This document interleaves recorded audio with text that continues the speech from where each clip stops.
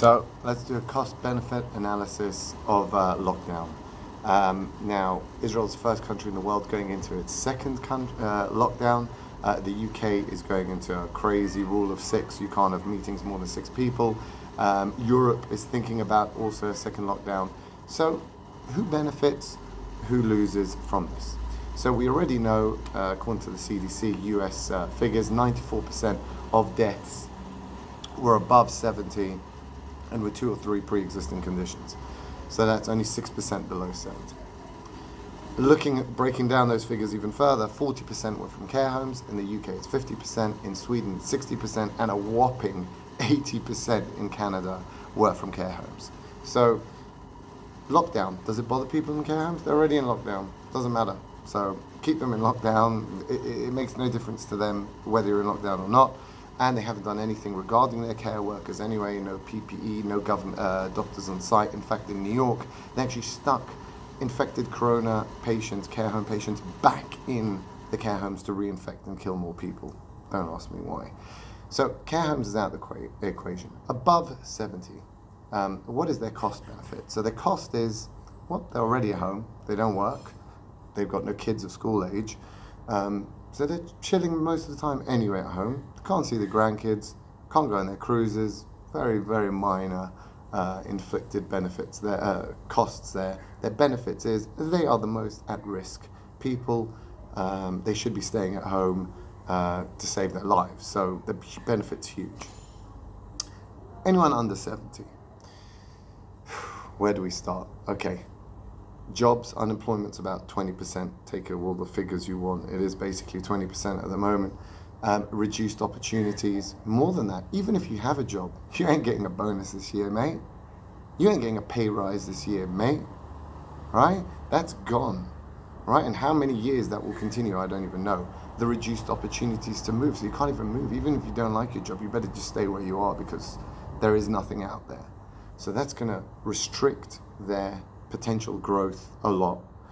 Then we've got the schools debacle that they can't even, though kids, 1 in 5,000 chance of even getting hit severely with corona in Sweden. Not a single kid died below 20. Anyway, the schools, the kids have to be at home, which means the parents have to be at home. The kids aren't even learning. In the UK, they passed their main GCSEs and A-levels using predicted grades. Beyond belief, a farce. They're not learning. The Zoom learning is a joke anyway. So that's the schools. And now the number one, the future tax burden.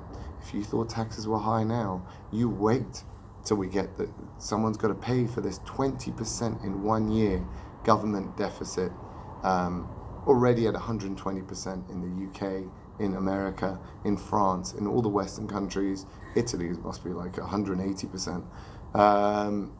They have to pay this off. The young have to pay this off. Higher income tax, higher VAT, higher capital gains, higher inheritance tax, all that is their future. So reduced opportunities, lower learning for their kids, and higher taxes. Okay, what's their benefit? As we said, only 6% of deaths are below 70. They have virtually no benefit.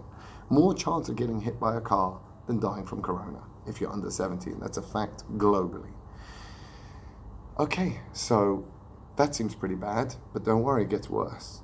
Who's benefiting from all this? Well, the older have their money in stocks, 401ks, and property. Currently, stocks are record highs, and properties have had their best 2 months ever, whether it be in America or England, where they've cut stamp duty.